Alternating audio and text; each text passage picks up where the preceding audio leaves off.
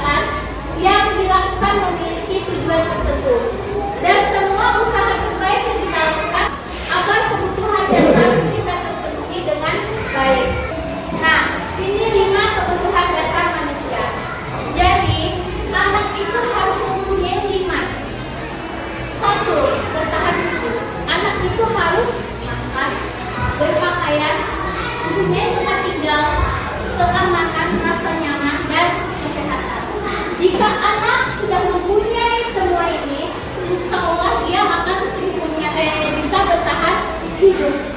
Terus ada lagi yang kedua, yaitu rasa kasih sayang dan rasa diterima. Rasa diterima itu yaitu rasa dipedulikan, saling berbagi, saling kerjasama, itu semua menjadi bagian kelompok rasa kasih sayang. Jadi tanpa adanya rasa kasih sayang dalam kita mengajar, anak itu tidak akan bisa kita atur, ya kan? Senakal-nakalnya anak, segimanapun anak itu, kalau kita amor, kita rangkul, kita sayang, mereka nanti akan nurut. Mengapa anak itu jadi begini begitu? Karena dia merasa kurang diberikan. Dia mencari perhatian lebih ke kita. Jadi kita jangan heran melihat anak yang aktif, yang mempunyai masalah ini itu, kita jangan bingung. Tapi kita bukan anak itu, beri kasih sayang. Mengapa dia begini? Nah, makanya kebutuhan dasar manusia itu sangat penting untuk anak kita, karena itulah yang membuat perilaku anak kita itu lebih baik atau lebih buruk. Nah, terus penguasaan, harga diri, keinginan untuk dianggap, memimpin, berprestasi, diakui, didengar. Jadi anak itu harus merasa, oh aku ini hebat, oh aku ini punya harga diri, aku disayang, aku diperhatikan, dan dia punya perasaan. Anak mungkin tidak bisa membaca atau anak mungkin merasa lemah di akademik, namun di non akademiknya dia mempunyai kelebihan, mempunyai prestasi. Jadi ayo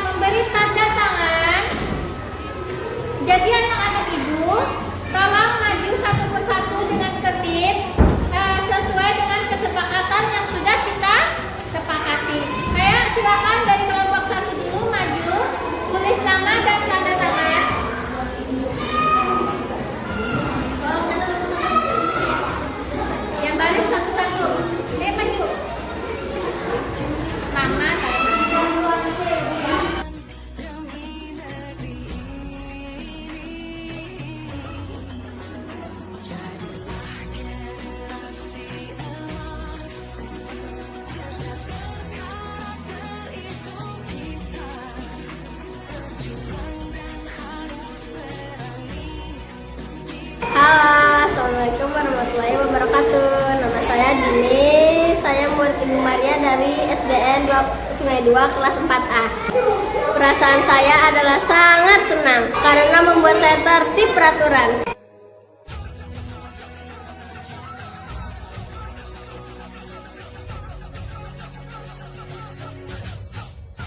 Halo, saya Raisa, murid SDN 2 Sungai 2, murid Ibu Maria. Perasaan saya sangat senang sekali karena membuat saya menjadi disiplin.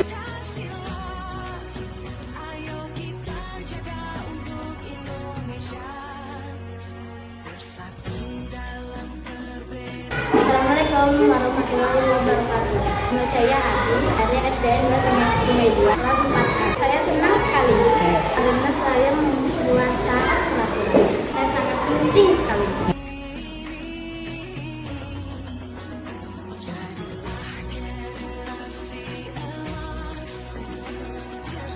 Nama saya ini kelas 4A, murid Ibu Maria dari SDN 2 Sungai 2. Saya bahagia sekali, betul sangat penting karena membuat saya taat akan peraturan.